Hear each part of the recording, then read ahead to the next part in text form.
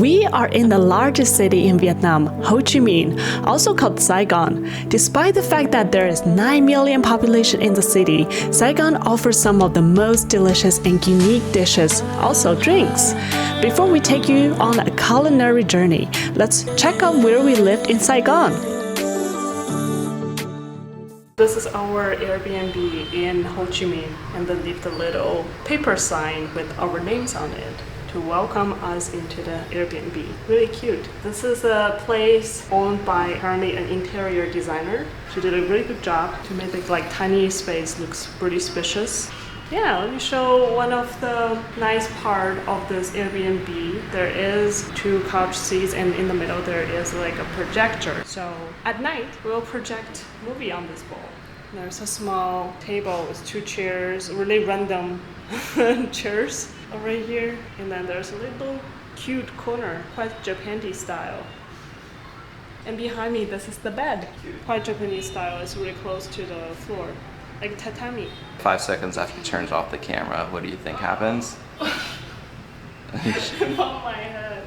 It's so small. I'm not a giant, okay? Yeah, I'm just gonna back up for scale of this drop. There we go. Oh my god. This is too small. Oh, you okay? You okay? Yeah, above my head. Let's go walk to the balcony. So this Airbnb has a really good location. However, it is also one of the noisiest streets you can find in Ho Chi Minh. It's funny, while we were driving, it was just crazy. And 𝐸𝐈's comment, I think this is basically the Shibuya of of Saigon. It's so loud. I don't know if you can hear it. Lots and lots of people.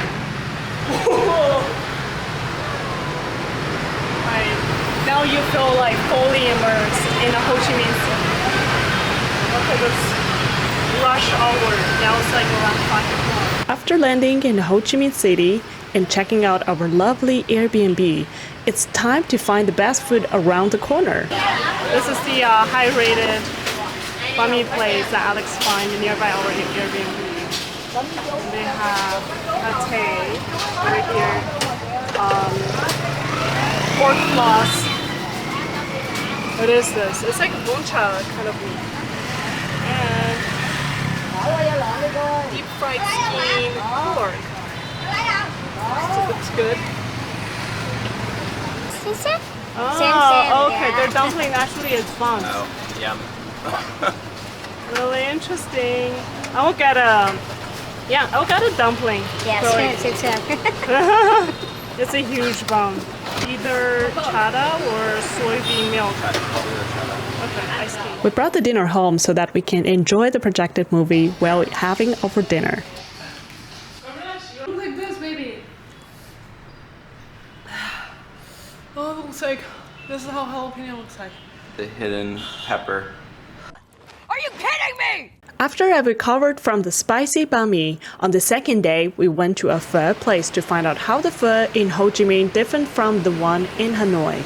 Number 3, pho is the oxtail. It comes with the vegetables. When you sit down, they will serve those wet napkins and also a bag of Chinese bread for you. But they only charge you if you open it. Yeah. So it's not free. Don't just take it and rent it, only if you want it. But for this one is Chinese bread, 3K dong. So they're usually 5 each or something. 5 each? 5K? Yeah, Wow. I think so. Maybe 2. Okay. One of my favorite is they served chata for you. And here's my pho. It's full of different ingredients. They have well done flank, ribs, oxtail. I also like how the beef is a bit raw because I actually kind of prefer the raw beef. Yeah? Really Very good? It's really good, yeah. And I also ordered a fresh coconut. This for 25K. I think just opened this place, so they asked to take a photo with us, and you might see us in the Google reviews soon. But yeah, this place is like... Thank you.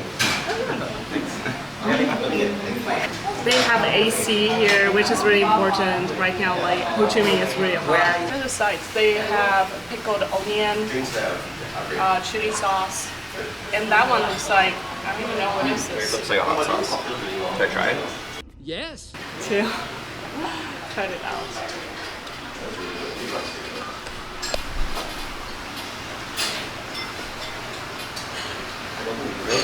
It's like a vinegary hot sauce. Almost like a Scotch bonnet kind of taste. It's pretty spicy. But good. How's the thought so far? I think one of my favorite for the soup base for sure. The noodles are thick, so they're actually really, really nice to eat. This pho place is slightly more expensive from the price compared to other places locally, but it's actually pretty good value in terms of a lot of toppings and really good service, really clean. So I would rather like pay a little bit more just to enjoy like this type of service and make sure I'm not gonna stomachache when I'm traveling. And also they have really good oxtail. Yeah, this is definitely a highlight. Not all of they put oxtail into it. So yeah, recommend. I think it's 5 out of 5. Like, I really like it. I would recommend other people coming here too. It's a new store. My coconut water. Oh, nice. She helped me to cut it into half, so I can enjoy the meat inside. That's awesome. That's so lovely. Thank you so much.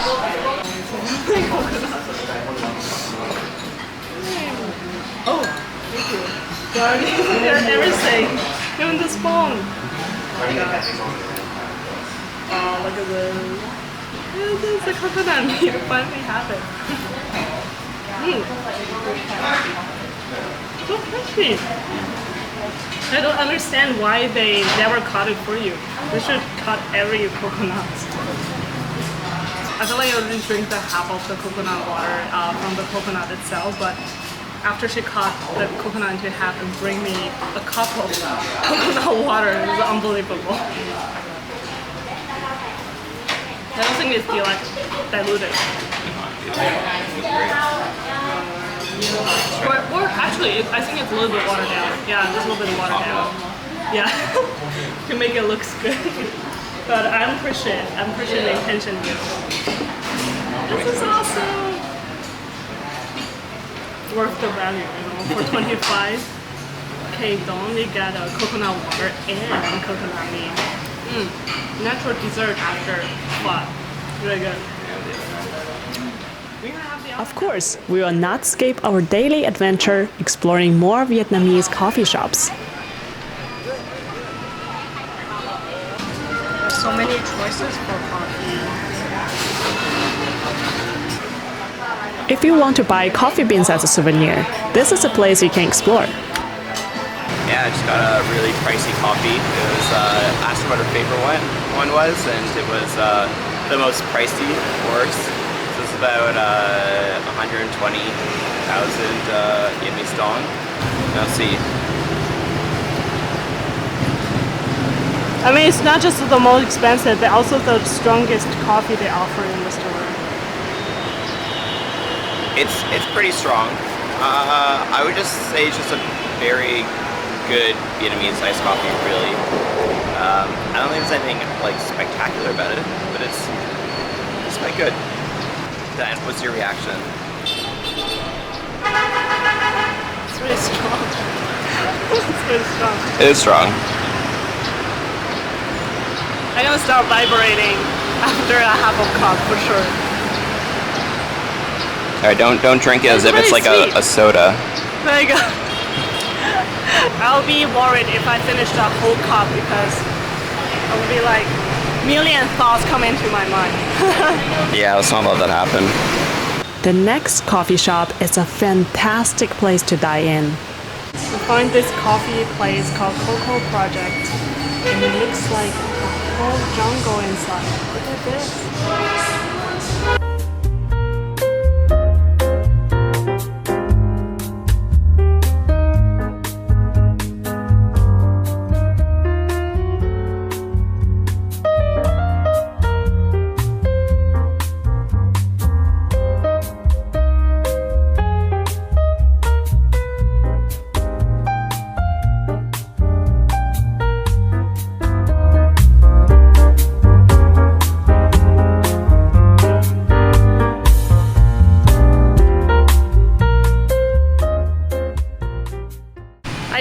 to go to this place called Little Hanoi yesterday, but because they are not allowed to take out, it's against their mindset of no plastic. So today we're going together with Alex to dine in. Honestly, the thing I'm gonna miss the most is egg coffee. I like it a lot. I ordered the egg with matcha. Alex got the egg with coffee. Oh, it's so creamy. It's like a butter. How does it taste? Oh my god, it looks like in love. So good.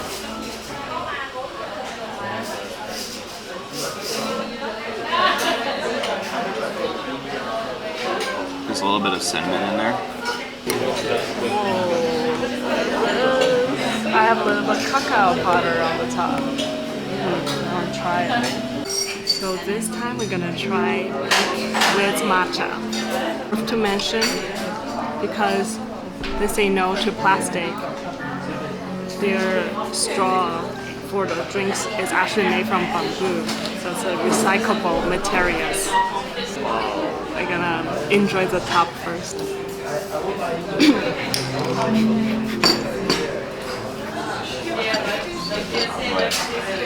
The powder flying through my throat. Salmon for you. Thank you.